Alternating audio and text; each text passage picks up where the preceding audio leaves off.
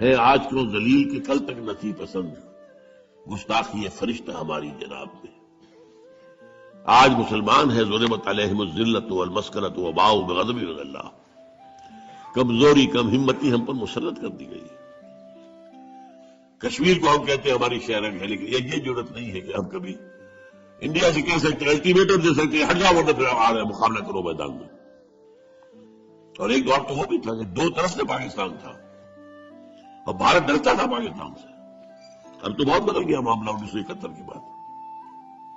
یہ ہماری ذلت 30-40 کروڑ عرب اور ان کے خنجر پیوست کیا گیا ان کے سینے میں اسرائیل کا، اور بولتے بھی نہیں، کوئی بولتا بھی نہیں، بات بھی نہیں کرتے۔ جو کچھ ہو رہا ہے، جو ظلم ہو رہے ہیں جو وہاں کے فلسطینیوں پر، کس کو نہیں معلوم؟ اور آج پوری دنیا میں ذرا سوچئے، کبھی خون کہیں بہتا ہے تو مسلمان کا ہو گیا مانند آب ارزا مسلمان کا نہ ہو۔ وہ چاہے صومالیہ تھا، وہ چچنیا تھا، کوسوو تھا، بوسنیا تھا اور فلپائنز تھا، یہاں تو ہو ہی رہا تھا فلسطین اور کشمیر 60 سال سے۔ اور اب جو ہوا ہے 8 سال سے، جو افغانستان میں ہوا، جو عراق میں ہوا، اب جو ہو رہا ہے ہماری، ان کی جنگ ہے جو ہم لڑ رہے ہیں، ہم پر مسلط کر دی گئی ہے۔ اور بس سب سے بڑی کامیابی امریکہ کی یہ ہے کہ اس نے ہمیں یہ باور کرا دیا ہمارے عام لوگوں کو کہ یہ ہماری جنگ ہے۔ لا حول ولا قوت الا باللہ۔ اندھا ہوگا کوئی سے جو کہے گا کہ یہ ہماری جنگ ہے۔ ہماری جنگ تھی تو کہاں تھی پہلے یہ؟ افغانستان پر حملے سے پہلے امریکہ کی کہاں تھی یہ جنگ؟ اگر ہماری جنگ تھی تو ہم مدد مانگتے نا امریکہ سے، انہوں نے مدد مانگی تھی۔ یو آر ود اس اور اگینسٹ اس؟ بھائی کروسیڈ وہ شروع کر رہے تھے اور اس کا ثبوت موجود ہے۔ نکلنے والا فلاڈلفیا سے ایک رسالہ موجود ہے، ٹرمپٹ، دی فلاڈلفیا ٹرمپٹ۔ اس کے 1 مہینے پہلے کا جو شمارہ ہے 9/11 جو ہے وہ سن 2001 میں ہوا ہے، ستمبر میں۔ اگست کے شمارے میں اس کا جو ایڈیٹر ہے یہ وہی ہے جو ایونجلسٹ نیو کائنز ہے، یہ یہودیوں سے بڑھ کر پیروکار اور سپورٹرز۔ ان کے الفاظ میں نے بہت عام کیے ہیں، 2 کتابیں میرے ہیں جن کی پشت کے اوپر یہ عبارت اور تصویر میں نے پوری دے رکھی ہے، اور اندر اس کے جو ہے اس کا بیک گراؤنڈ الفاظ سنیے۔ Many people think that crusades are a matter of the past, over forever, but they are wrong. Preparations are being made. August 2001 جو لکھا گیا ہوگا جولائی 2001 میں، preparations are being made for the last crusade which will be the bloodiest of all. جتنی پہلی ہوئی ہے 250 برس تک جاری رہی تھی صلیبی جنگ، 10 دورے آئے، اس میں ایک آیا، دوسرا گیا، پھر آیا، دوسرا آیا، کبھی ادھر کبھی ادھر۔ آپ کو معلوم ہے کہ جتنے طویل عرصے تک 88 برس تک یہ بیت المقدس پر قبضہ رہا یہودیوں کا، پھر لیا اس کو واپس صلاح الدین ایوبی نے، پھر تھوڑے عرصے کے بعد دوبارہ عیسائیوں نے لیا۔ یہ تو لمبی جنگ تھی 250 برس، لیکن اس 250 برس میں بھی اتنے آدمی نہیں مرے ہوں گے جتنے آج تک مر چکے ہیں افغانستان میں اور عراق میں خاص طور پر۔ یہ سب کیوں ہو رہا ہے؟ یہ اس لیے ہو رہا ہے کہ اللہ کے عذاب میں ہے۔ شہادت الانداز کا تقاضا تھا کہ ہم دنیا میں اللہ کا دین قائم کر کے دکھاتے دنیا کو اور دعوت دیتے، come and see with your own eyes this is the deen of Allah, come and see. اب تو کیا ہے، لوگ ہم سے کہتے ہیں اسلام کہاں ہے؟ وہ تو کتابوں میں لکھا ہوا ہے، کہیں ہے کہ نہیں؟ ہاں مذہب ہے، نماز ہے، روزہ ہے، حج ہے، زکات ہے، اس سے کسی کو کوئی تکلیف نہیں ہوتی، ان کا نظام انٹیکٹ رہے۔ انگریز کو کیا تکلیف تھی ہماری نماز پڑھنے سے؟ یہ بھی نہیں۔ امریکہ کو کیا تکلیف ہے؟ وہاں ہم گئے ہیں، لوگ گئے ہیں مسلمان، انہوں نے مسجدیں بنا لی ہیں، چرچ خریدے ہیں اور سینیگوگز خریدے ہیں اور انہوں نے مسجد بنا لیا ہے، انہوں نے روکا۔ مذہب سے کوئی جنگ ہی نہیں ان کی، جنگ ہے اسلامی نظام سے، خلافت، سیاسی نظام، معاشی نظام، سماجی نظام، تہذیبی نظام اسلام کا، وہ کسی صورت قابل قبول نہیں ہے۔ آج وہ ہمارے اپنے اندر نہیں ہے۔ پوری دنیا میں سیکولرزم ہے، پوری دنیا میں بینکنگ ہے اور سود کی بنیاد پر سارا کاروبار چل رہا ہے، اور جو کچھ بے حیائی وغیرہ کا معاملہ ابھی ہمارے ہاں عالم اسلام میں کچھ کم تھا، جو تیزی کے ساتھ اب جو بڑھ رہا ہے معاملہ، معلوم ہوتا ہے کہ وہ کبھی بھی ہم جلدی پوری کر دیں گے۔ یہ تو ہے تاریخ ایسپیکٹ، اور روشن یہ ہے جو صحیح احادیث صدور کی موجود ہے، اس دنیا کی خاتمے سے قبل پورے روئے ارضی پر اللہ کا دین غالب آ کر رہے گا، جیسے کہ حضور نے اپنے دست مبارک سے غالب کیا تھا آج سے 1400 برس قبل ہوگا۔ اور اشارے بھی ہیں، عرب سے کسی مشرقی ملک کی طرف جو ہے اشارے ہیں۔ ہمارا کام یہ ہے کہ ہم اس کے لیے اپنا تن من دھن لگا دیں کہ ہمیں یہ کام کرنا ہے، ہر حال میں کرنا ہے، اللہ کے دین کو غالب کر کے اس کی ایک عملی شکل دنیا کو دکھانی ہے، تاکہ ہم شہادت علی الناس کا جو فریضہ حضور کے انتقال کے بعد اب ہم پر بحیثیت مجموعی آ گیا ہے اس کا حق ادا کر سکیں۔ اقول قولی ھذا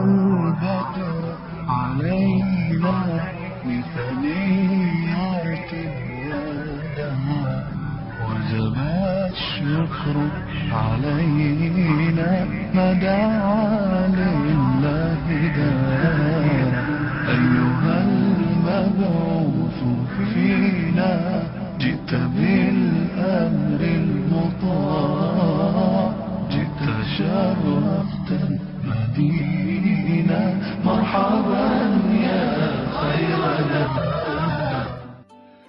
نحمده ونصلي على رسوله الكريم اما بعد فقد قال الله تبارك وتعالى كما ورد في سورة الأحزاب اعوذ بالله من الشيطان الرجيم بسم الله الرحمن الرحيم ما كان محمد أبا أحد من رجالكم ولكن رسول الله وخاتم النبيين وكان الله بكل شيء عليما وقال عز وجل كما ورد في سورة التوبة وسورة الفتح وسورة الصف هو الذي أرسل رسوله بالهدى ودين الحق ليظهره على الدين كله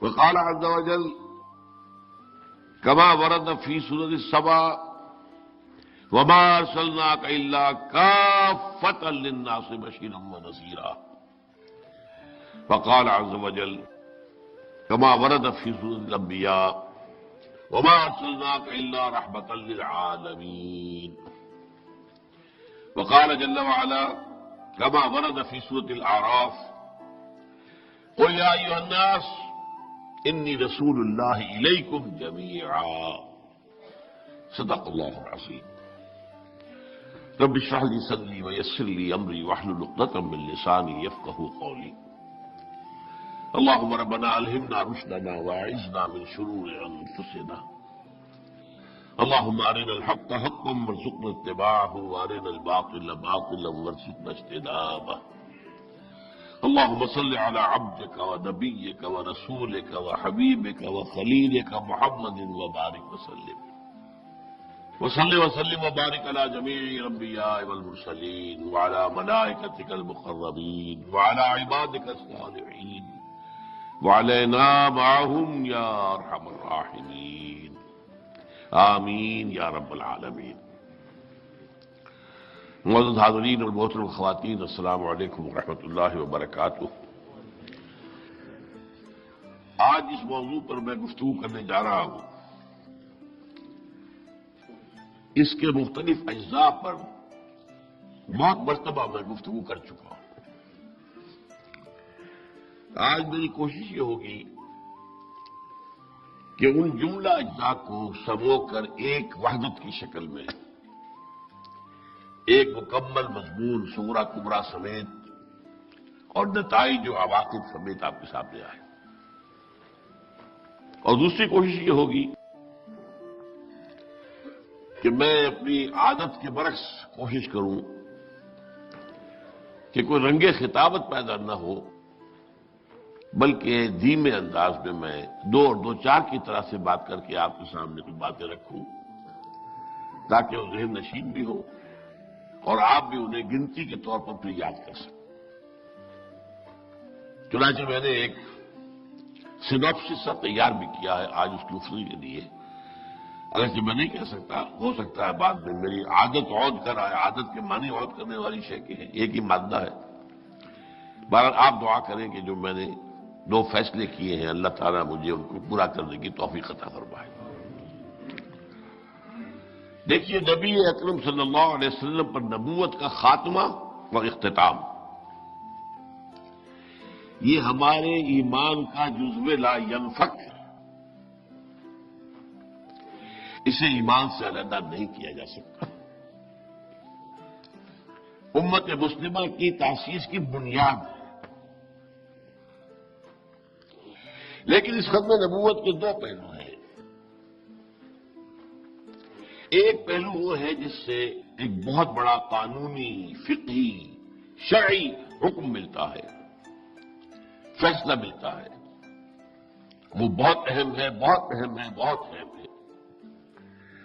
اسی لیے اس پر علماء دین نے، ہمارے اسلاف نے رحمہم اللہ بڑی کوشش صرف کی ہے، محنت صرف کی ہے، بڑی جد و جہد کے ساتھ اس نقطے کو انہوں نے خوب واضح کیا.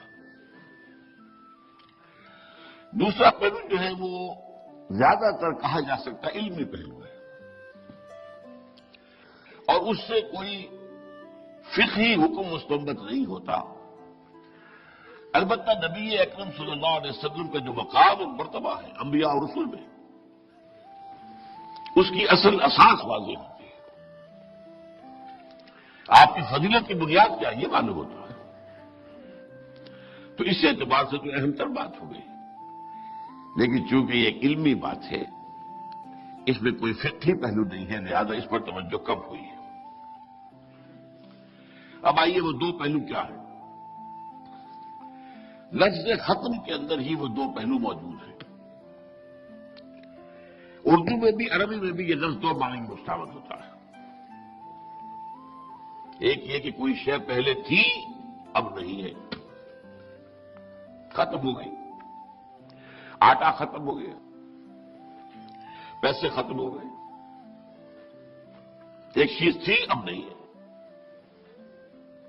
اختتام کیا خاتمہ ہو گیا. اور دوسرا پہلو یہ ہے کہ کوئی شے تدریجاً ترقی کر کے مکمل کر لی گئی. اس کو طالب علم کہتا ہے، اسکول کا لڑکا، میں نے اپنا کام پورا کر لیا، میں نے اپنا کام ختم کر لیا. آرمی میں ہوتا ہے، کسی گروپ کو کوئی خاص اسائنمنٹ دیا جائے تو اگر کامیابی ہو جائے وہیں سے فون پر وہ اپنے کمانڈر سے کہتا ہے مشن اکمپلشڈ. جو ہمارے ذمے فریضہ عائد کیا گیا تھا وہ ہم نے پورا کر دیا، ختم کر دیا. یہاں ختم سے مراد کیا ہے؟ تکمیل. کسی شے کا تدریجاً ترقی کرتے ہوئے اپنے نقطۂ عروج کو پہنچ جانا، کلائمیکس کو پہنچ جانا، کامیاب ہو جانا. اب دیکھیے پہلا پہلو ہے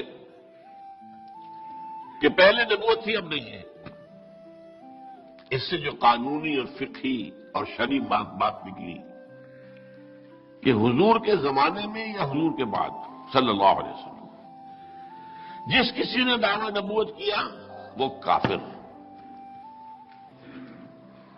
چاہے وہ بڑا موحد ہو، نمازی ہو، روزے دار ہو، تقویٰ کا ڈھونگ رچائے ہوئے ہو، عالم ہو، فلسفی ہو، کیسے باشد، جس نے دعویٰ نبوت کیا وہ کافر، ملت اسلام سے خارج.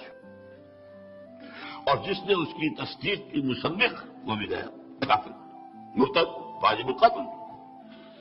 اگر اسلامی ریاست ہو اور پہلے وہ مسلمان تھے، یہ اور بات ہے پہلے کوئی یہودی تھا اب عیسائی ہو گیا ہمیں اس سے کوئی غرض نہیں، کوئی ہندو تھا اب عیسائی ہو گیا ہمیں کوئی غرض نہیں، پہلے مسلمان تھا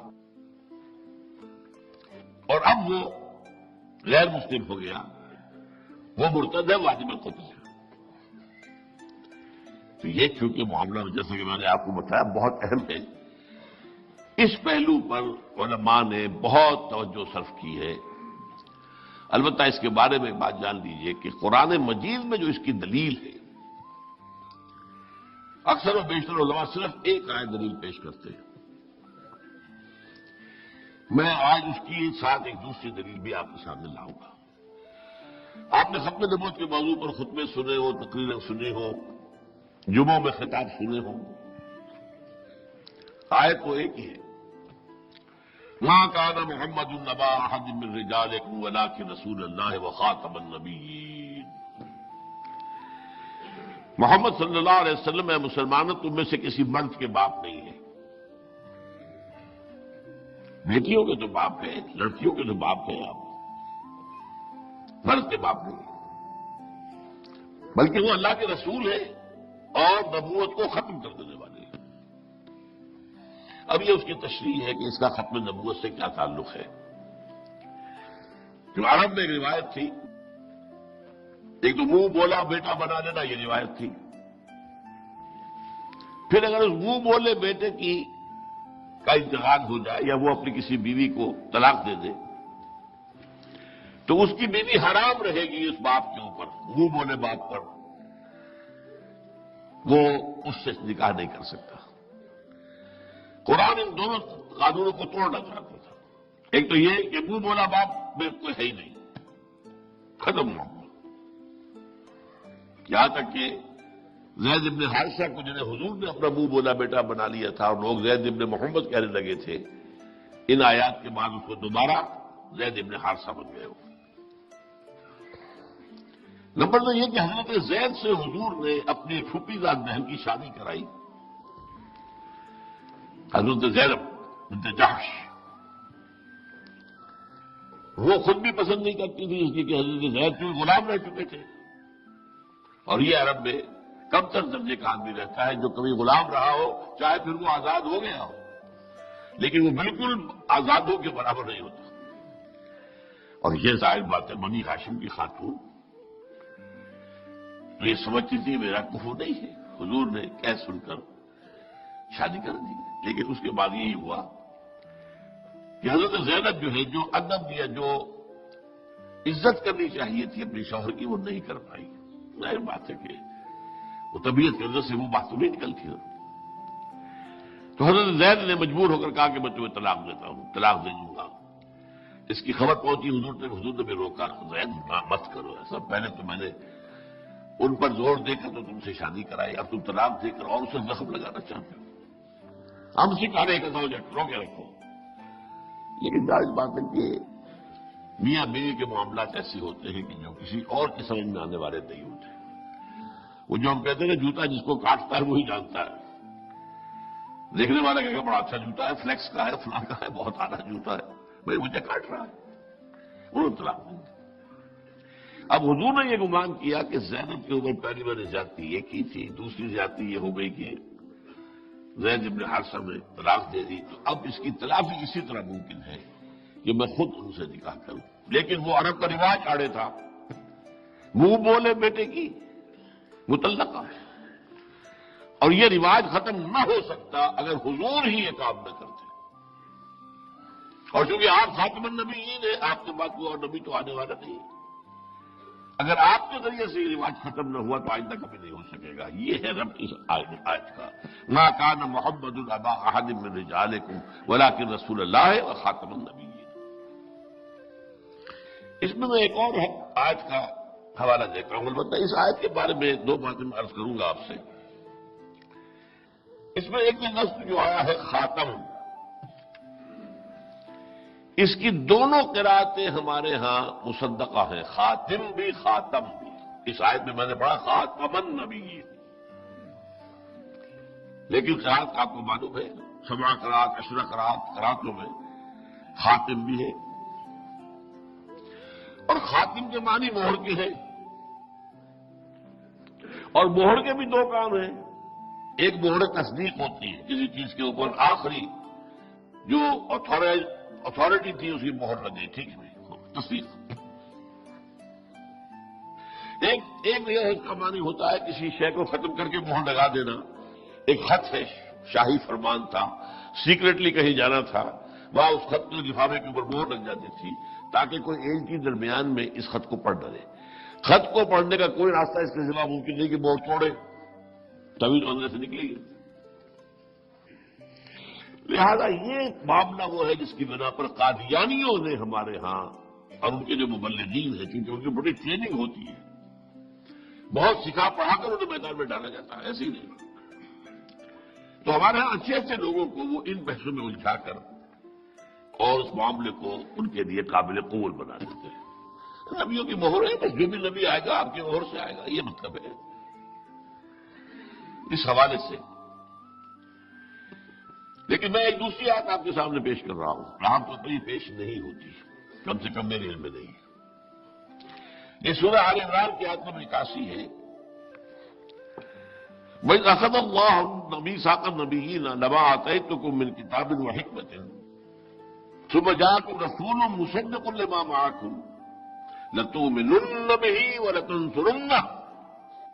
یاد کرو جب کہ اللہ تعالیٰ نے کہا تھا تمام انبیاء سے میثاق لیا تھا، ایک میثاق النبیین، ایک میثاق ہے ہماری آواز جو کر کے آئی الست بربکم قالوا بلی۔ اب ان میں سے جن جن کو نبی بننا تھا ان کی ارواح بھی تو تھی نا، ان سے ایک علیحدہ میثاق لیا گیا، کیونکہ یہ سلسلہ نبوت چلنا ہے۔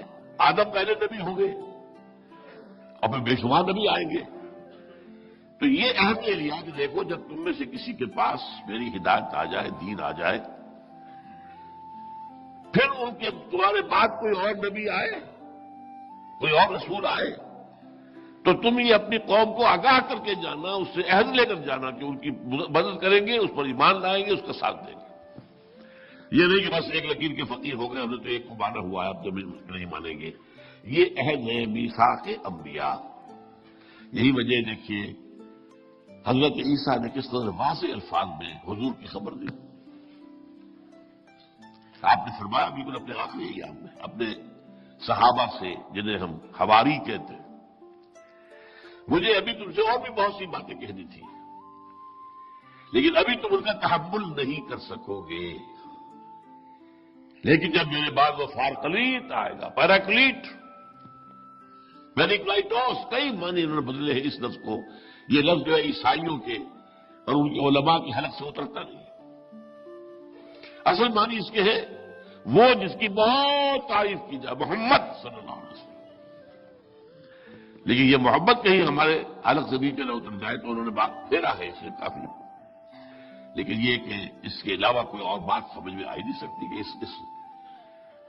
اس پیشن گوئی کا مصداق کون ہو سکتا ہے صلی اللہ علیہ وسلم۔ اب ہم دیکھتے ہیں کہ حضور نے تو خبر نہیں دی، یہ منفی دلیل ہو گئی۔ اگر آپ کے پاس نبی آنا ہوتا تو آپ ہمیں بتا کر جاتے ہیں، بلکہ آپ صحابہ سے عہد لیتے ہیں، تو ایسی کوئی دلیل موجود نہیں۔ اس کے برعکس اجماع ہے پوری امت کا، اور وہ اجماع شروع ہو گیا حضور کے دور میں۔ بعض مدعیان نبوت جو ہے جھوٹے، وہ حضور کے دور میں زندگی میں کھڑے ہو گئے تھے، ان کے خلاف جنگ کی گئی، بعض لوگ ان کو کافر بنا گیا۔ ابو بکر کے عہد میں بہت بڑا فتنہ اٹھا، جنگیں کی گئی، ان کو قتل کیا گیا۔ تو یہ اجماع ہے جو چلا آ رہا ہے۔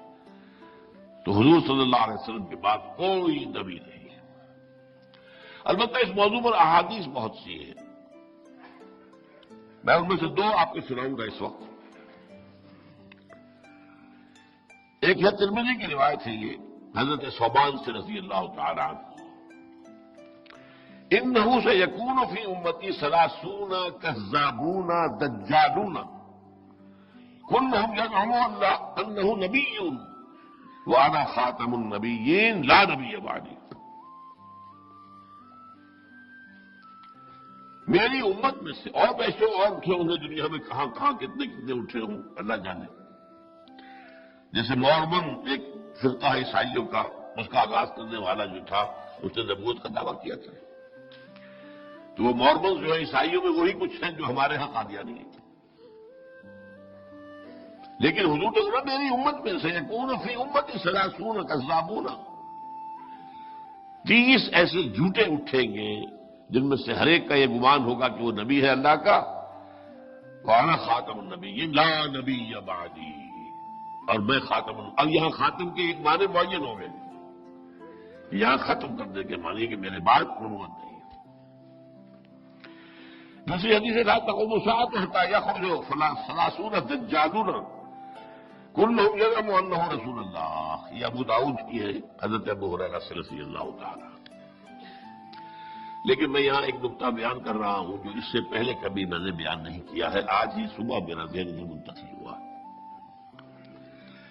ہمارے علماء کرام کا سب سے زیادہ زور جو ہوتا ہے ان احادیث پر ہوتا ہے بیان کرنے پر. لیکن بدقسمتی سے سر سید احمد خان کے زمانے سے، اور یہ کون ہے؟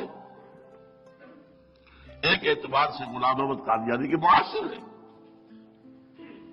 کنٹمپریری. 1897 میں انتقال ہو رہا ہے سر سید کا، 1908 میں فوت ہو رہا ہے Ghulam Ahmad Qadiani. Difference of 9 years. اور سر سید کے ذریعے ایک بہت بڑا فتنہ شروع ہو چکا تھا امت کے اندر کہ احادیث نبویہ کی کوئی خاص اہمیت نہیں، بس قرآن قرآن قرآن.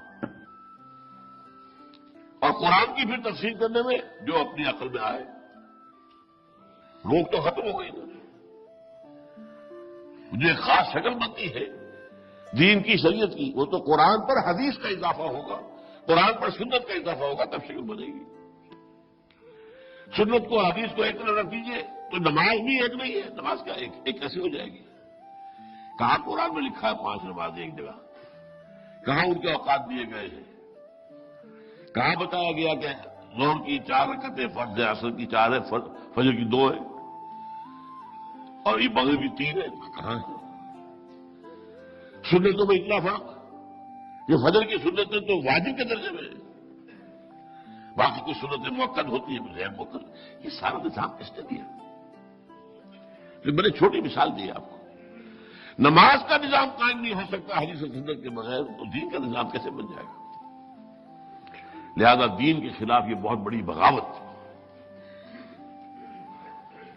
لیکن یہاں ایک بات نوٹ کر دی، سید احمد خان مسلمانوں کے بہت مخلص تھے، مسلمانوں کے ساتھ خلوص، ان کی بہتری. انگریزی دور کے بعد اب جو مسلمانوں کا معاملہ ہو رہا تھا اس کے اندر وہ بہت بےتاب رہتے تھے، مضطرب رہتے تھے. ہندو تیزی سے بڑھ رہا تھا انگریز کی طرف، اور انگریز اس کو دعوت دے رہا تھا، اپنے قریب لا رہا تھا، اور مسلمانوں سے اسے ڈر تھا. میں نے چونکہ حکومت ہم نے ان سے چھینی ہے، یہ بغاوت کے جراثیم ان کے اندر موجود رہیں گے، انہیں پیچھے ہٹاؤ پیچھے ہٹاؤ پیچھے ہٹاؤ.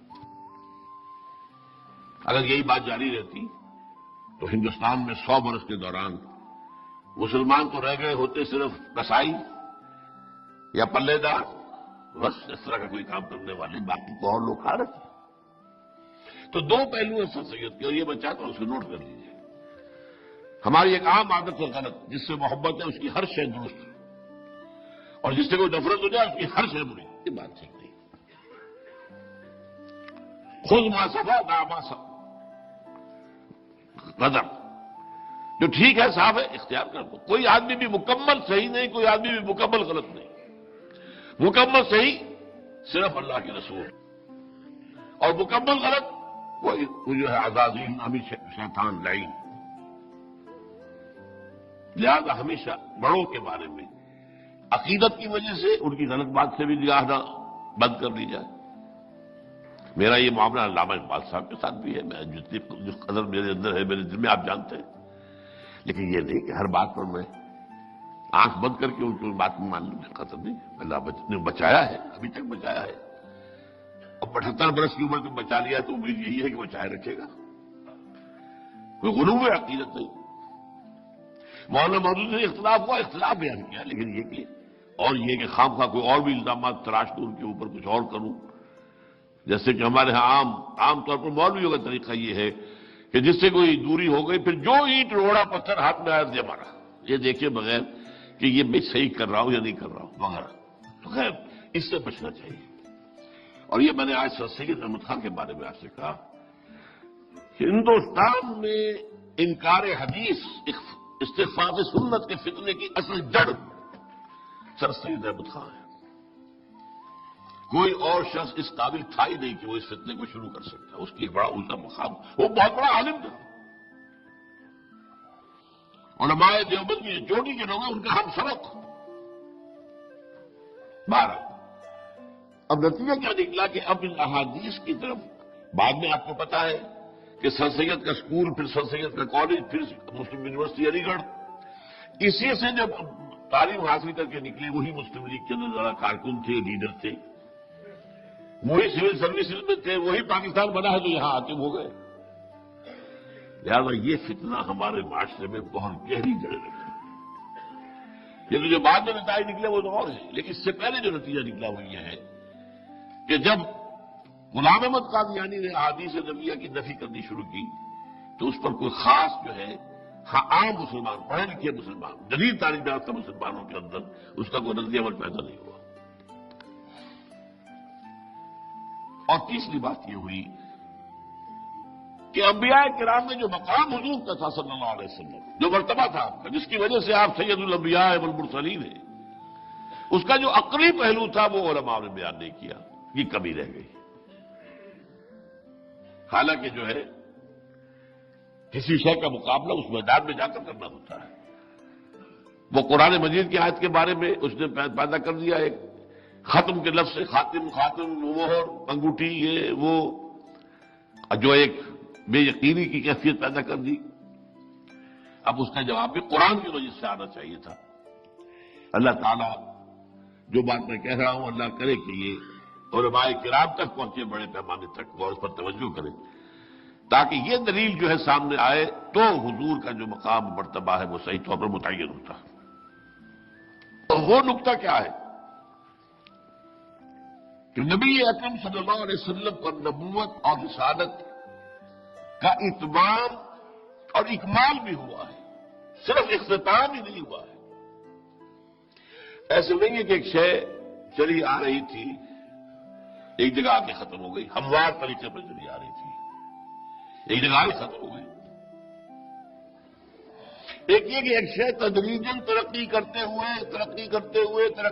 ہوئے اپنے نقطۂ عروج کو پہنچی، کلائمیکس کو پہنچی، پھر ختم ہوئی۔ زمین و آسمان کا فرق ہوگا کہ نہیں؟ چنانچہ یہی بات میں آپ کو بتاؤں، غلام احمد قادیانی نے بڑی ہوشیاری کے ساتھ جو بات کہی، نبوت اور وحی یہ تو رحمت ہے، رحمت کیسے بند ہو سکتی ہے؟ اللہ کی رحمت بند ہو سکتی ہے؟ اب عام آدمی جس نے دین کو پڑھا نہ ہو، عربی زبان سے واقفیت نہ رکھتا ہو، یہ باتیں چھوٹی چھوٹی کس قدر اس کے لیے اپیلنگ ہے، اور مسئلے اٹھائے اس بدماش نے۔ دیکھو یہ حدیث کیا کہتی ہے،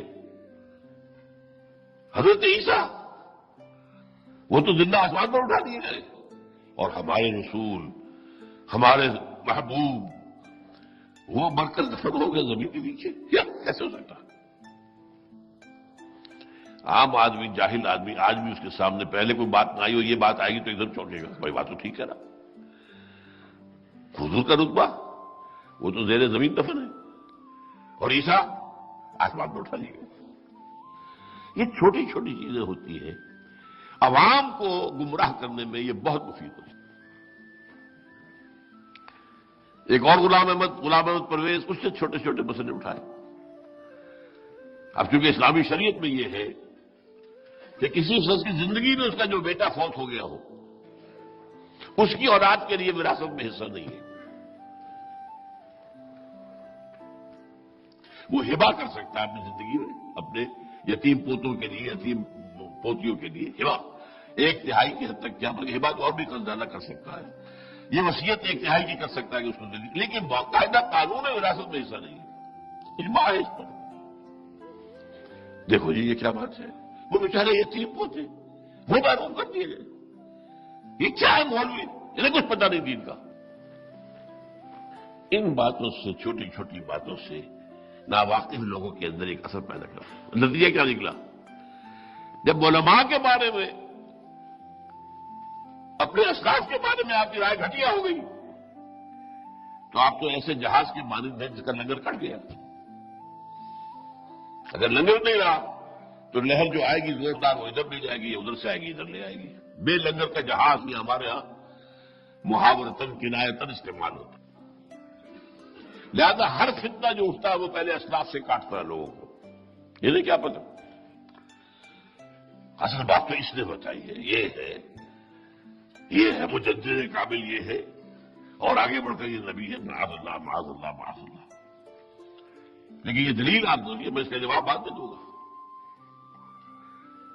کہ نبوت اور وحی رحمت ہے، رحمت کیسے ختم ہو سکتی ہے؟ اللہ کی وہ جاری رہے گی، جب جاری رہے گی تو میں نبی ہوں، میں دعویٰ کر رہا ہوں۔ یہ جو تیسری بات، دوسری بات آپ سے میں نے کہی ہے، اس کے لیے قرآن میں اہم ترین مقام جو ہے وہ ہے جو 3 دفعہ آیا ہے۔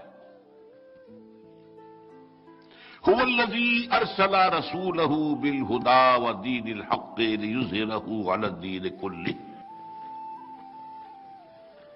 دیکھیے 2 باتیں نوٹ کر لیجئے۔ ادبیت، اس کا تقاضا یہ ہوتا ہے کہ ریپیٹیشن نہ ہو۔ ایک ہی بات بھی آپ کہہ رہے ہو تو ذرا اسلوب بدلیے، ورنہ آڈینس بور ہو جائے گی۔ وہ جو غالب کہتا ہے ایک پھول کا مجموع ہو تو 100 رنگ سے باندھوں، ایک ہی پھول کا حسن کی جو ہے بیان کروں گا، انداز 100 ہو جائیں گے۔ اور قرآن مجید میں ہے، جس چیز پر آج ہماری گفتگو ہوگی تفصیلاً، دین کو غالب کرنا، اس کے لیے تکبیر رب کا لفظ ہے، اقامت الدین کا لفظ ہے، اظہار الدین علی الدین کلہ کا لفظ ہے، لیکون الدین کلہ للہ کا لفظ ہے، حدیث میں لتکون کلمۃ اللہ العلیٰ کا لفظ ہے۔ تو یہ ہے کہ تنوع سے اس کے اندر ایک خوبی پیدا ہوتی ہے، ریپیٹیشن سے نہیں۔ لیکن جب جہاں کوئی شے بہت زیادہ بہت اہم ہو اور ضرورت ہو کہ اس کے اوپر اپنی مائکروسکوپ جو ہے، بڑا لینس گاڑ کر رکھ دیجئے، سوچئے سوچئے سوچئے۔ وہ جو غالب ہی نے کہا ہے، گنجینہ معنی کا طلسم اس کو سمجھیے، وہ جو لفظ کے غالب میرے اشعار میں آوے، میرے شعر میں جو لفظ آ گیا ہے تو ذرا اس کو سمجھنے کے لیے مائکروسکوپ لگانا، دیکھنا، ذرا ٹیلیسکوپ سے بھی دیکھنا کبھی۔ گنجینہ معنی کا طلسم ہے وہ، گنجینہ معنی کا طلسم اس کو سمجھیے، جو لفظ کے غالب میرے اشعار میں آوے۔ اہم ترین مضمون جو ہے قرآن مجید میں ریپیٹ ہو کر آئے ہیں، لیکن وہاں بھی یہ ہے کمال کہ مجال نہیں ہے جس میں کہیں مونوٹنی کی وجہ سے کوئی ایسا بورنگ انداز پیدا ہو جائے، معاذ اللہ، اللہ کا کلام۔ اب یہ الفاظ قرآن میں 3 جگہ آیا ایگزیکٹلی، هو الذی ارسل رسولہ بالہدی ودین الحق لیظہرہ علی الدین کلہ۔ وہی ہے اللہ جس نے بھیجا اپنے رسول کو، اٹھایا اپنے رسول کو، بھیجا اپنے رسول محمد کو صلی اللہ علیہ وسلم بالہدی، الہدی قرآن حکیم دے کر، ودین الحق، اور دین حق دے کر، تاکہ غالب کرے اسے پورے کے پورے دین پر۔ یہ الفاظ 3 دفعہ حضور کے لیے، سورہ صف، سورہ فتح، سورہ توبہ۔ صف اور توبہ میں تو ایک ہی لفظ آخر میں بھی، وَلَوْ كَرِهَ الْمُشْرِكُونَ، چاہے مشرکوں کو کتنا ہی ناگوار۔ لیکن یہ مشن ہے، وہی جو میں کہہ رہا تھا، مشن اکمپلشڈ۔ یہ مشن ہے جو محمد کو لیا گیا ہے۔ دین کی صرف تبلیغ نہیں کرنی ہے، دین کو قائم کرنا ہے۔ There is a world of difference between the two. تبلیغ کر دی، ٹھیک ہے، وما علینا الا البلاغ، ہم نے پہنچا دیا، اب تم جانو، تمہارا کام جانے، تمہارا رب جانے۔ بھائی مجھے تو قائم کرنا ہے، یہ قائم کرنا، یہ تو یوں سمجھیے کہ بعد المشرقین ہے، بہت فاصلہ ہے۔ رئیس خطاب صبوری 1000% گشت۔ دوسری بات، کسی دوسرے رسول اور نبی کے لیے لفظ نہیں آئے، اس سے پہلے میں بیان کر چکا ہوں۔ کچھ حیثیتیں مشترک ہیں، تمام انبیاء نذیر بھی تھے، تمام انبیاء بشیر بھی تھے، تمام انبیاء داعی بھی تھے، تمام انبیاء اپنی جگہ پر روشنی کا چراغ بھی تھے، تمام انبیاء شاہد تھے۔ حضور کے لیے بھی فرمایا، یا ایھا النبی انا ارسلناک شاہدا ومبشرا ونذیرا وداعیا الی اللہ باذنہ وسراجا منیرا۔ یہ چیزیں مشترک ہیں، لیکن ان میں بھی ہر ایک کا اپنا اپنا مقام ہے. حضور کا ان 5 باتوں میں جو مقام ہے وہ بھی دوسروں سے اونچا ہے، مشترک ہے، لیکن بلندی کے اعتبار سے تو اضافہ ہو سکتا ہے. یہ الفاظ کسی کے لیے دیا ہے. ابراہیم، ویسے آپ سوچئے درود ابراہیمی ہم پڑھتے ہیں، اللہ ہمارے رسول محمد صلی اللہ علیہ وسلم کی امت پر بھی اسی طرح کی عنایتیں فرما جیسے کہ اپنے نبی ابراہیم پر کی، ان کی اور آل پر کی. اللہ کہتا ہے واتخذ اللہ ابراہیم خلیلا. یہ 3 نسبتیں ایسی ہیں، خلت الہی اللہ ابراہیم کو مل رہی ہے. انی جاعلک للناس اماما، امامت الناس ابراہیم کو مل رہی ہے.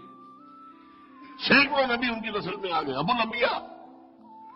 لیکن یہ لفظ نہیں ہے کہ هو الذی ارسل رسولہ بالہدی ودین الحق لیظہرہ علی الدین کلہ. 2 جگہ فرمایا وَلَوْ كَرِهَ الْمُشْرِكُونَ، ایک جگہ فرمایا وَكَفَىٰ بِاللَّهِ شَهِيدًا. یہ مشن ہے بہت بھاری، لیکن اللہ کی مدد رہے گی انشاءاللہ، اللہ کافی رہے گا مددگار کے طور پر. ان 2 مقامات پر جن میں ایک آیا ہے، چاہے وَلَوْ كَرِهَ الْمُشْرِكُونَ، ایک بات اور نوٹ کیجئے، دونوں جگہ پر اس سے پہلے ایک آیت آئی ہے ہم مانی ہے، صرف ایک لفظ آگے سے پیچھے کیا گیا ہے. یریدون یطفئوا نور اللہ بافواہہم، اور یریدون اس میں فاعل کون ہے؟ کیونکہ پہلے یہودیوں کا تذکرہ ہو رہا ہے. یہ یہودی چاہتے ہیں کہ اللہ کے نور کو اپنے منہ کی پھونکوں سے بجھا دیں. پھونکوں سے یہ چراغ بجھایا نہ جائے گا، لیکن یہاں تو اللہ نے یہ بھی کہا کہ بجھایا نہیں جائے گا. نہیں، اللہ مکمل کرے گا. بالکل برعکس. یریدون لیطفئوا نور اللہ بافواہہم واللہ متم نورہ ولو کرہ الکافرون. اور سورہ توبہ میں یریدون ان یطفئوا، صرف ان اور لام کا فرق ہے، ان یطفئوا نور اللہ بافواہہم ویأبی اللہ الا یتم نورہ. اللہ کو ہرگز منظور نہیں ہے مگر یہ کہ وہ اپنے نور کا اتمام فرمائے. وَلَوْ كَرِهَ الْكَافِرُونَ هُوَ الَّذِي أَرْسَلَ رَسُولَهُ بِالْهُدَىٰ وَدِينِ الْحَقِّ لِيُظْهِرَهُ عَلَى الدِّينِ كُلِّهِ وَلَوْ كَرِهَ الْمُشْرِكُونَ. اس آیت کی اہمیت کو آپ سمجھیے جو 3 مرتبہ اس طرح آ رہی ہے دوہرا کر. شاہ ولی اللہ دہلوی رحمۃ اللہ علیہ، میں اپنے اسلاف میں سے عظیم ترین جامع ترین شخصیت شاہ ولی اللہ کو سمجھتا ہوں. دوسرے 2 اور کون ہیں؟ امام غزالی، امام ابن تیمیہ. لیکن میرے نزدیک شاہ ولی اللہ از اکول ٹو امام غزالی پلس امام ابن تیمیہ. ان کا کہنا یہ ہے کہ یہ آیت پورے قرآن مجید کا عمود ہے، عمود، ایکسس آف دی ہول قرآن. آپ کہتے ہیں کسی کی بات سمجھنے کے لیے پہلے اس کی مراد سمجھو کیا ہے، مرکزی بات کیا ہے جو کہنا چاہتا ہے. ہوتا ہے ایک خطبہ ہوتا ہے، خطبے میں بات ایک ہی منوانی ہوتی ہے آڈینس سے، لیکن اس کی دائیں بائیں آگے پیچھے بہت سی چیزیں ڈسکس ہوتی ہیں، لیکن ایک مین چیز ہوگی. وہ مین چیز شاہ ولی اللہ کے نزدیک قرآن میں یہ آیت ہے هو الذی ارسل رسولہ بالہدی ودین الحق لیظہرہ علی الدین کلہ. اور میں بھی اپنی حقیقی سی رائے پیش کر رہا ہوں، یہ قرآن کا عمود ہے یا نہیں، شاید کوئی اختلاف کی گنجائش ہو. سیرت النبی کا عمود یہی ہے. سیرت النبی سمجھ میں نہیں آ سکتی جب تک یہ آیت آپ نے سمجھی. یہ ایکسس ہے، یہ بتاتی ہے کہ مشن کون سا تھا جو محمد کے حوالے کیا گیا. ظاہر بات ہے آپ نے کیسے اسے پورا کیا، کیا طریقہ اختیار کیا، کن مراحل میں سے گزرے، یہ ساری چیزیں وہ تو ایک آپ کو یوں سمجھیے کہ لاجیکل سیکوینس میں نظر آ جائیں گی اگر یہ آیت سامنے ہے. اگر یہ آیت سامنے نہیں ہے تو آپ کہیں گے بڑی عجیب بات ہے. مکے میں تو کہہ رکھا تھا کہ چاہے تمہارے ٹکڑے کر دے، ہاتھ میں چلے گا اٹھاؤ، تو جواب دے کاروائی نہیں کر سکتے. یہاں آ کے اب لڑائی شروع کر دی. 1 سال پہلے دم کر صلح کی تھی، صلح حدیبیہ، اور اب جو ہے قریش کا جو سردار ہے ابو سفیان آیا ہے تو بات بھی نہیں سن رہے اس کی. اسی اسٹیج سے میں نے ایک صاحب کو، اب تو بہت بڑا نام ان کا ہو گیا ہے، ہندوستان کی حکومت کے چہیتے ہیں، آر ایس ایس کے، بی جے پی کے بہت آنکھوں کا نور ہے، مولانا وحید الدین خان. انہوں نے یہیں پر کھڑے ہو کر بیٹھ کر تقریر کی تھی، مسلسل 1 گھنٹہ. اور یہ میرا ایک دور ہے زندگی کا، یہ 85 کی بات ہے غالباً. یہ تھا، یہاں نہیں تھا اصل میں، یہ ہال نہیں بنا تھا ابھی. قرآن مجید کی جو مسجد ہے جامع القرآن، اس میں ہمارے رفقا تمام موجود تھے. اس وقت تقریباً 500 کی تعداد ہوتی تھی ہمارے ساتھیوں کی. ان کا جو کچھ ہوتا ہے صلح سے ہوتا ہے، جو کچھ ہوتا ہے صلح سے ہوتا ہے، جو کچھ ہوتا ہے صلح سے ہوتا ہے، لڑائی سے کچھ نہیں ہوتا. دلیل پر دلیل، دلیل پر دلیل، دلیل پر دلیل. اچھا، اس میں نے یہ رکھا تھا فارمیٹ کہ میں صدر تو تھا، کیونکہ صدر تنظیم تھا، امیر تنظیم تھا، لیکن میں نے طے کیا تھا میں کوئی بات نہیں کروں گا. بس یہ مقرر ہے، یہ میری آڈینس ہے، پہلے یہ میری بھیڑیں ہیں، میں نے پیش کر دی آپ کے سامنے. اور ان سے میں نے کیا کہا تھا، میری بات میں جو غلطی ہو ان کے سامنے بیان کر دیجیے، مجھے بھی بتا دیجیے، اگر صحیح ہو تو اس کی تائید کر دیجیے. بس اس میں انہوں نے جب یہ تقریر کی تو میں نے خاص طور پر اجازت دے کر ایک سوال میں آپ سے کر لوں گا، اجازت کہ ہاں.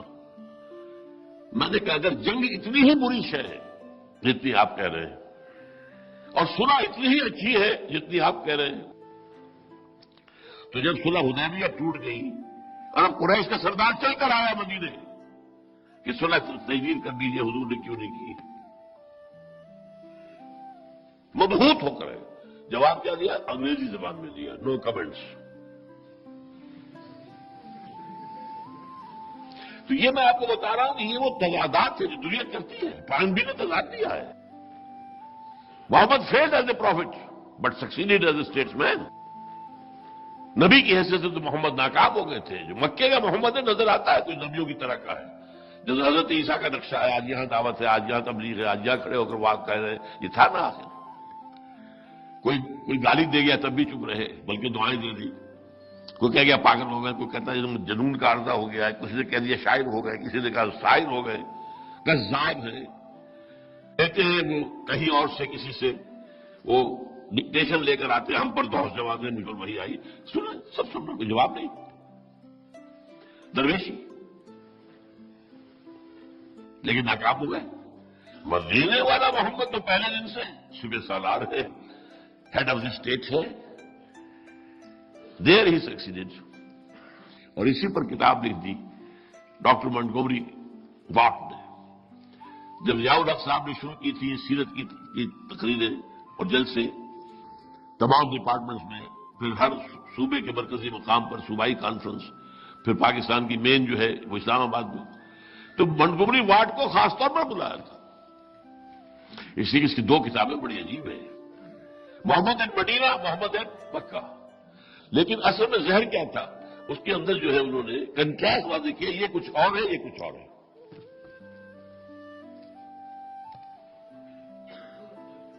ان چیزوں کو اگر رفع کیا جا سکتا ہے صرف اس آیت کے حوالے سے، اگر محض تبلیغ مقصود ہوتی تو ایک ہی طرز عمل ہوتا، day 1 to the day last. اگر آپ کو قائم کرنا ہے، انقلاب برپا کرنا ہے، تو then you have to pass through stages. لَتَرْكَبُنَّ طَبَقًا عَنْ طَبَقٍ. درجہ بدرجہ آگے بڑھو گے. ہر درجے کے اپنے تقاضے ہوں گے، وہ پورے کرنے ہوں گے. ان میں لوگوں کا تضاد نظر آئے گا، لیکن پرپس سامنے اگر ہے، امور سامنے ہے، ہدف سامنے ہے، تو یہ ہے تیر سیدھا جا رہا ہے ہدف کی طرف. وہ بات نہیں جو اقبال کہتا ہے، آہ وہ تیر نیم کش جس کا نہ ہو کوئی ہدف. نہیں. بات اب اس پر آئیے.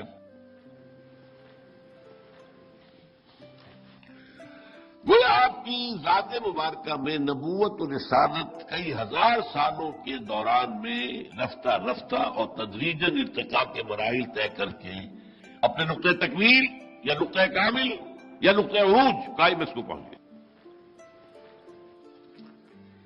اور یہ آپ کی وہ حیثیت ہے جس میں کوئی نبی شریک نہیں ہو سکتا. آخر نبی تو ایک ہی ہوگا، آخر تو نہیں ہو سکتا. اس اعتبار سے بھی، اور کامل تو ایک ہی ہو سکتا ہے، دو تو کامل نہیں ہوں گے۔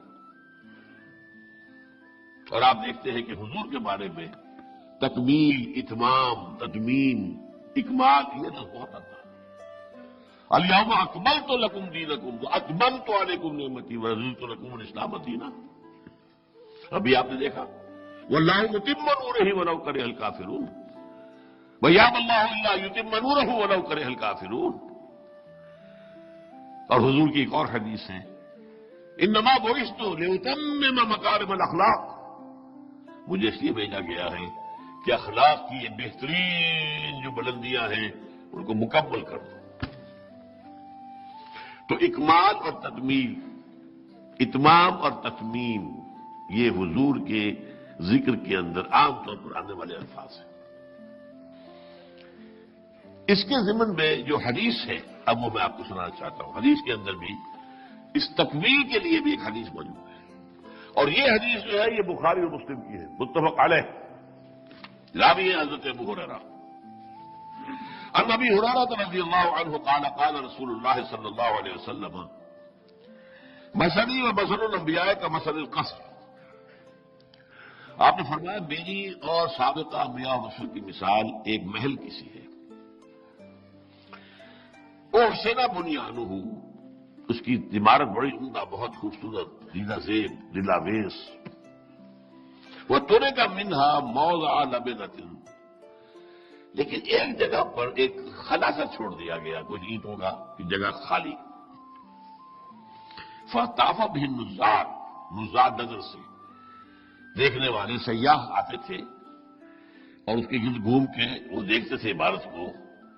فیتعجبون من حسن بنیادہ، اور بہت متعجب ہوتے تھے کہ اس قدر خوبصورت عمارت ہے، کوئی عالیشان قصر بنایا ہے، الا موضع تلک اللبنہ، لیکن یہ کیا ہے یہاں پر، یہ کمی، یہ خلا، یہ کاہے کے لیے؟ فکنت انا سببت موضع اللبنہ، دیکھو پھر میں ہوں وہ جس نے آ کر اس رخنے کو پورا کر دیا ہے۔ ختم بی البنیان، میرے ذریعے سے یہ عبارت نبوت اور رسالت کی مکمل کر دی گئی ہے۔ وہ ختم بی الرسل، اور میرے ذریعے سے رسولوں کا سلسلہ ختم ہو گیا ہے۔ وَأَنَا اللَّوْنَةُ وَأَنَا خَاتِمُ النَّبِيِّينَ، میں ہوں وہ اینٹ جس کی کمی تھی، میں آ گیا اور عمارت مکمل ہو گئی۔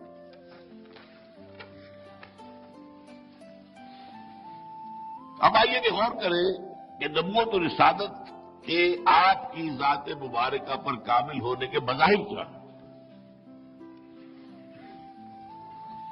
کن چیزوں سے ظاہر ہو رہا کہ آپ پر کامل ہو گئی نبوت و رسالت؟ اسی لیے اسی آیت کے اوپر سب سے پہلے میں توجہ دوں گا۔ تین مظہر وہ ہیں حضور پر تکمیل نبوت و رسالت کی جو اس ایک آیت میں ہے۔ دو مظہر نبوت کی تکمیل، ایک مظہر رسالت کی تکمیل، اور رسالت کی تکمیل کا ایک اور اضافی مظہر دوسرے مقامات پر ہے جس سے میں نے لیا ہے، وہ اب میں بیان کرتا ہوں۔ هو الذی ارسل رسولہ بالہدی ودین الحق، ذرا یہاں نوٹ کر لیجیے، نبوت اور رسالت میں کوئی فرق ہے یا ایک ہی چیز ہے؟ یہ ایک مسئلہ ہے بڑا مشکل پیچیدہ، اس وقت میں اس پر نہیں جاؤں گا۔ نبی کون ہوتا ہے، رسول کون ہوتا ہے، علمی مسئلہ ہے، میری بات ہے، میرا موقف ہے، میں نے بیان بھی کیا ہے اپنے دروس میں، اس وقت نہیں جاؤں گا۔ لیکن اگر ایک ہی شخص نبی بھی ہے رسول بھی ہے، بے شمار انبیاء ہیں جو رسول نہیں ہیں، آپ کو معلوم ہے 1.25 لاکھ نبی اور رسول 313، تقریباً 1 لاکھ نبی تو ہوئے جو رسول نہیں ہے۔ لیکن جو رسول بھی ہے نبی ہے، اس کی ذات میں اس رسالت و نبوت کی نسبت کیا ہے، تعلق کیا ہے؟ اس کو میں اپنے یہ 2 ہاتھ جوڑتا ہوں، ایک کا رخ ادھر ہے، ایک کا ادھر ہے۔ نبوت اللہ سے لینے والا معاملہ ہے، وہی آ رہی ہے، اس لیے میں نے تو یوں کیا آسمان کی طرف اور یہ نیچے کی طرف۔ لینے والا حصہ نبوت، پہنچانے والا حصہ رسالت۔ رسالت کے معنی پیغام پر، پیغام پہنچاؤ، یہی بحث جو ہے تصور پہ چلتی ہے، نبوت بلندر ہے یا رسالت؟ اکثر لوگوں کا خیال یہ ہے کہ رسالت بلندر ہے، اونچا مقام ہے، رسول کو 313 ہے، نبی تو 1,00,000 ہے، نہیں ہے۔ اصلا نبوت افضل ہے، کیوں؟ اس کا رخ اللہ کی طرف ہے۔ یہ ہے جو امام رومی کہتے ہیں، مولانا روم، نبوت کا رخ اللہ کی، یہ اینٹینا ادھر سے ہے، اور ادھر جاؤ اذا بلا فرعون انہ طغی، یہ نزول کے مقام پر ہے۔ غار حرا میں وہ بلندی کے مراحل طے ہو رہے تھے، اور وہاں سے اتر کر حرا سے سوئے قوم آیا اور ایک نسخہ کیمیا ساتھ لایا۔ رسالت مرتبہ نزول میں ہے، نبوت مرتبہ عروج میں ہے۔ یہ بھی ایک علیحدہ بحث ہے۔ اب جو حضور کو اللہ سے ملا وہ کیا ہے؟ هو الذی ارسل رسولہ بالہدی الہدی، یعنی قرآن حکیم نمبر 1، وہ دین الحق ہے، اور دین حق، سچا دین، کامل دین، عدل و انصاف کے بلند ترین لیولز کے اوپر پورا اترنے والا دین۔ یہ دو چیزیں ملی ہیں، ان دونوں میں ارتقائی مراحل طے ہوئے۔ دیکھیے، آخر آپ کو معلوم ہے صحف ابراہیم کا بھی قرآن میں ذکر ہے، اگرچہ ہمیں معلوم نہیں صحف ابراہیم کہاں ہے آج، ہے بھی دنیا میں کہ نہیں ہے، نہیں کہہ سکتے۔ میرا گمان سا ہے، زیادہ یقین سے میں نہیں کہتا، کہ ہندوؤں کے پاس جو اپنشد ہے وہ صحف ابراہیمی کی بگڑی ہوئی شکل ہے۔ برہما کا لفظ اصل میں ابراہیم کی بگڑی ہوئی شکل ہے۔ جیسے عیسائیوں نے حضرت عیسیٰ کو خدا کا بیٹا بنا لیا، حضرت ابراہیم کی نسل کے بادشاہوں نے انہیں اپنا خدا بنا لیا، برہما۔ اس سے بھی آگے چلیے تو حضرت نوح بھی تو تھے، اور کبھی تو کوئی صحیفہ آیا ہوگا، قرآن میں ذکر ہی نہیں۔ ویسے ایک شخص کا کہنا ہے، mister Dubois, he was a French scholar researcher, 40 برس لگائے اس نے انڈیا کے اندر ہندو اسکرپچرز کے مطالعے پر۔ اس کا کہنا یہ ہے کہ ہندوؤں میں جو منو ہے، وہ مہانو ہے، حضرت نوح علیہ السلام کا نام بگڑا ہوا ہے، مہانو۔ مہا آتا ہے ہندی میں کسی بڑی عظیم، مہاتما، آتما تو میری بھی ہے، آپ کی بھی ہے، ایک مہاتما گاندھی، مہانو، وہ منو بن گیا، اور منو سمرتی، اس کا کہنا یہ ہے کہ یہ وہ صحیفہ تھا جو کہ روح کو دیا۔ اللہ عالم، ان چیزوں میں علمی طور پر آدمی کچھ کھوج کرے، کھروج معلوم کرے، کوئی حرج نہیں، لیکن یقین کے ساتھ ہم نہیں کہہ سکتے کچھ بھی سوائے اس کے جو قرآن میں آ گیا۔ بہرحال پھر تورات، زبور، انجیل، اس کے بعد بے شمار انبیاء کے صحیفے، ان سب کے اندر ہدایت تھی یا نہیں تھا؟ اس ہدایت کی تکمیل ہوئی القرآن الہدی میں۔ یوں سمجھیے کہ ایک بچہ ہے، پرائمری کا اسٹوڈنٹ ہے، آپ اسے پی ایچ ڈی کا ٹیوٹر رکھ لیجیے، کیا پڑھائے گا اسے؟ پی ایچ ڈی پڑھائے گا؟ اس کی ذہنی سطح کے مطابق نہیں پڑھائے گا نا، اس کے پاس خزانہ ہے بڑا، لیکن اس کو دینا ہے، اس کی استعداد کو دیکھنا ہوگا نا۔ اس اعتبار سے جب ابھی انسان عہد طفولیت میں تھا، ذہنی طور پر، شعوری طور پر، فکری طور پر،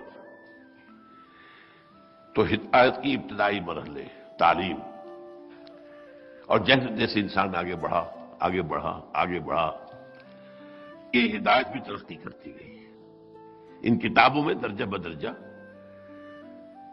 قرآن خود کہتا ہے انا انزلنا التوراۃ فیہا ھدی و نور، ہم نے تورات نازل کی تھی، اس میں ہدایت بھی تھی، نور بھی تھا۔ انجیل فیہا ھدی و نور، ہم نے نازل